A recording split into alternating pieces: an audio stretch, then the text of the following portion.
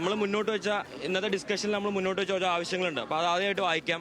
ആദ്യം എന്ന് പറഞ്ഞാൽ എൻക്വയറി കമ്മിറ്റി. ഇപ്പോൾ ഈ വിഷയത്തിൽ കറക്റ്റായിട്ടുള്ള എൻക്വയറി കമ്മിറ്റി, ക്യാമ്പസിനകത്തുള്ള മാനേജ്മെന്റ് പറയുന്ന എൻക്വയറി കമ്മിറ്റിയും സ്റ്റുഡന്റ് റെപ്രസെന്റേഷനും ഉൾപ്പെടെ എൻക്വയറി കമ്മിറ്റി മുമ്പോട്ട് വരിക എന്നുള്ളതാണ്.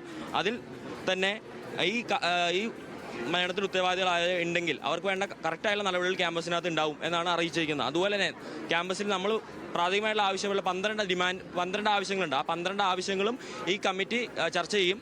അതിനുവേണ്ട ചർച്ച ചെയ്യും എന്നാണ് പറഞ്ഞിരിക്കുന്നത്. അതുപോലെ തന്നെ പ്രിൻസിപ്പൾ ഈ ചർച്ച അല്ലെങ്കിൽ ഈ കമ്മിറ്റിയിൽ അല്ലെങ്കിൽ ഈ വിഷയത്തിൽ ഒരു രീതിയിലുള്ള ഇൻ്റർഫറൻസും പ്രിൻസിപ്പളുടെ ഭാഗത്ത് നിന്ന് ഉണ്ടാവില്ല എന്ന് ഉറപ്പ് നൽകിയിട്ടുണ്ട്.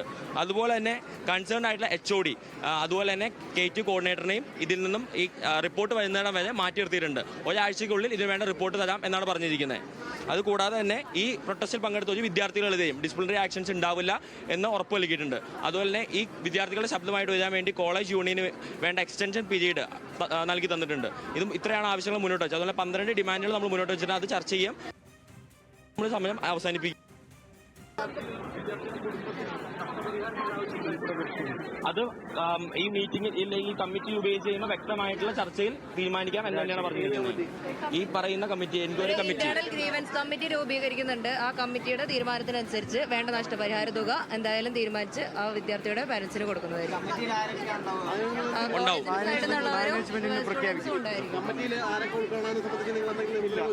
വിദ്യാർത്ഥികൾ ഉൾപ്പെടണം. അതുപോലെ തന്നെ മാനേജ്മെന്റിൽ നിൽക്കുന്ന അധ്യാപകരും ഉൾപ്പെടെയുള്ള കമ്മിറ്റിയാണ് പറയുന്നത്.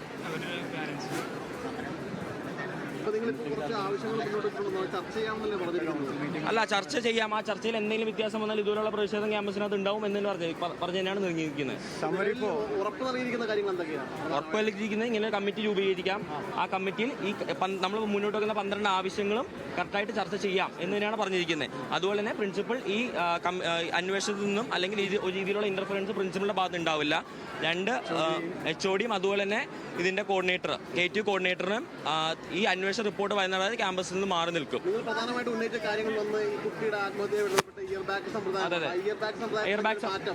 മാറ്റം ഉണ്ടാവും എന്ന് തന്നെയാണ് ഉറപ്പ് നൽകിയിരിക്കുന്നത്. KTU പ്രകാരം തന്നെയായി അത് മാറ്റുന്നുള്ളതാണ് പറഞ്ഞത്. KTUവിന്റെ 18 ക്രെഡിറ്റ് ആണ്. അതിനനുസരിച്ച് തന്നെ കോളേജ് മുന്നോട്ട് പോകും എന്നുള്ളതാണ് പറഞ്ഞത്. റിപ്പോർട്ട് അനുസരിച്ചുള്ള സബ്മിറ്റ് ചെയ്യും.